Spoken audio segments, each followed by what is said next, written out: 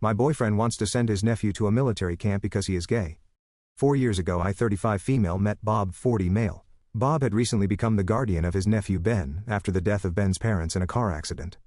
Ben is the same age as my son Jason, 11 at the time, now 15. At first it seemed perfect. I was over the moon at finding a man who was not put off by the prospect of taking on a soon-to-be teenage stepson. Jason's father is not in the picture, and in spite of being very different personalities, the boys got along from the beginning, so Bob and Ben moved into my house within less than a year. Ben was always a quieter, more creative kid where Jason is more athletic and boisterous. And from the start I got the sense that Bob understood Jason's way of being more than he did Ben's.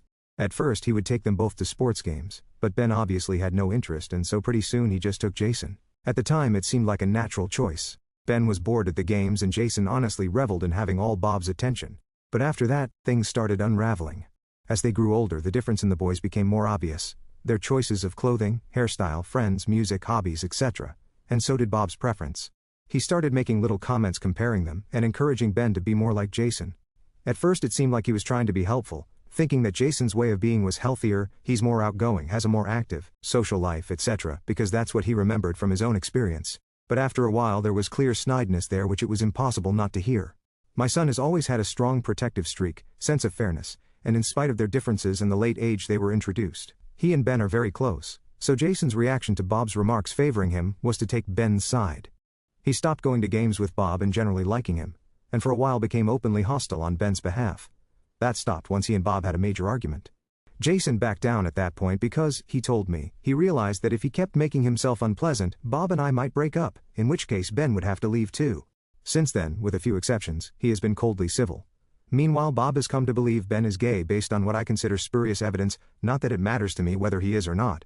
He wanted to send him to a military-type reform school, and when I vetoed that, his behavior towards Ben has escalated to a subtle kind of downright nastiness.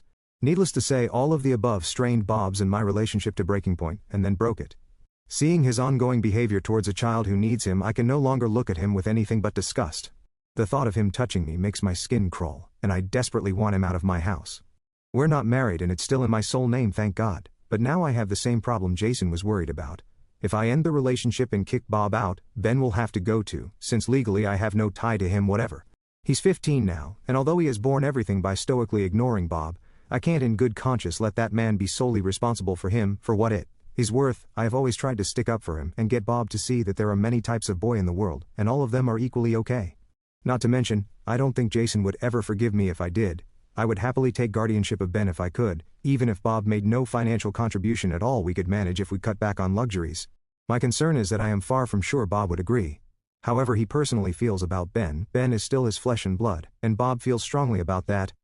To be honest, I think it's part of the reason he resents Ben so much. Ben is the last of the line, and not turning out how Bob thinks his family should be represented. If I were to start a conversation along those lines, and Bob refused to allow Ben to stay, it would be incredibly difficult to roll back. The idea of having to continue to play his supportive wife to stop him leaving of his own accord for another 2.5 years till Ben turns 18, sounds like a nightmare, but the alternative is worse. What is the best way to manage and get through this? Relevant comments. As for Ben, if you break up and Bob won't let you have any custody, talk to Ben about it. Tell him you love him, you see him as a son, and the way Bob treats him is wrong. And why you don't respect Bob. Tell Ben that he has done nothing wrong, and you very much want to stay a part of his life, and you will try to as much as Bob allows, but current situation is blah. You'll be talking to a lawyer. And that if nothing else Ben should know that he's always welcome to move back in the minute he turns 18. Oop. Thank you for saying that. You are right.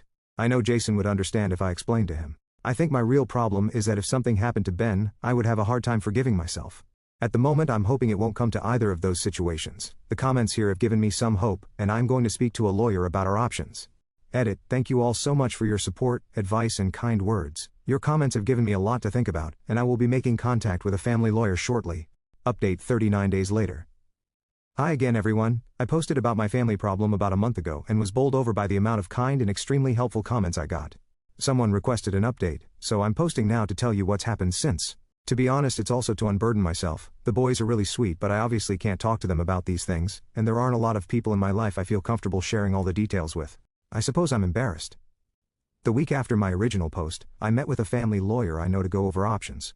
I actually wrote down the legal suggestions posted here to discuss with her, but unfortunately, after going over each and several others in detail, we had to conclude that for each one, While it might technically be feasible, it would either take too long to be practical, or require things from Bob or from Ben which for various reasons were not ideal. Following the meeting, I was mulling things over and decided to take a long hard look at our finances to see what might be affordable as a compromise, such as perhaps sending Ben to a good boarding school and pay tuition up front, so that if I then left Bob it would be easier and cheaper for him to leave Ben there rather than move him to a different school. Anyway, I went over our financial records with a fine-tooth comb, and that's when I discovered Bob was cheating on me, and had been for the entirety of our relationship. It turns out that prior to Ben's parents' death, Bob had been about to move in with another woman. This woman didn't want kids, so when Bob was suddenly faced with taking custody of Ben or seeing him placed in foster care, she made it clear she would not be involved. For the record, I can't say I blame her. I love my boys with all my heart, but asking someone who never wanted kids to parent a bereaved 11-year-old she has never met is not in anyone's best interests in my opinion. When I confronted him about the affair, he didn't even attempt to deny it. He seemed ashamed, good, and just asked what happened next. So I told him that next he was going to get his stuff and get out of my house. But first ask Ben if he wants to go or stay, because it wouldn't be fair to disrupt the poor kid's life any further. Ben quickly said he preferred to stay, and Bob seemed frankly relieved. He moved out that weekend and I haven't seen him since. We've been in touch by text to discuss financial arrangements though, and last week he sent me money to cover Ben's basic expenses, nothing like as much as child support, but under the circumstances I'll take it and be glad. From his attitude I take it that he's seeing this as a long-term thing, but even he doesn't. According to the family lawyer, his leaving Ben with me even for a while, along with Ben's age, and the fact that Bob is his guardian rather than his father, would make it easier to build a case for Ben to stay even if Bob does try to fight it. The lawyer is confident that such a battle could be won, or at least dragged out till Ben is 18 and it doesn't matter anymore, so that, as you can imagine, has been an enormous relief. That makes it that much harder to admit that finding out about Bob has still hit me hard. The fact is that, even though I was absolutely done with him and wanted him out, there was a time I truly believed he wanted to be with me and that we could build a life together. I knew our relationship wasn't a romance for the ages or anything like that, but it was by far the best I'd had since before my son was born, and I really thought we cared for and valued one another. Now I realize that all he ever wanted from me was a mother for Ben. He as good as admitted it, and in retrospect it makes complete sense. That's why he never wanted to get married or buy into my house even though I offered, though now of course I am grateful, because he wanted to make it as easy as possible to split from me once Ben was old enough to no longer require my services. I think it might even explain why he was so hard on Ben, and grasping at straws for a reason to send him away. I never expected it of him based on what else I knew, or I never would have been with him, but if he was blaming Ben for getting in the way of his life and simultaneously feeling guilty for, that could turn a mild-mannered person mean, I think. Maybe he even thought if Ben was away most of the time the other woman would be willing to compromise for a few years, I don't know. I've even been wondering whether he decided to pursue me before we'd even met. The boys met first through an extracurricular where they became friends. It's possible that Jason mentioned my being single in passing, allowing Bob to identify me as potentially suitable before we ever met. I'm sorry this is such a mopey post. I truly am grateful for the way things worked out.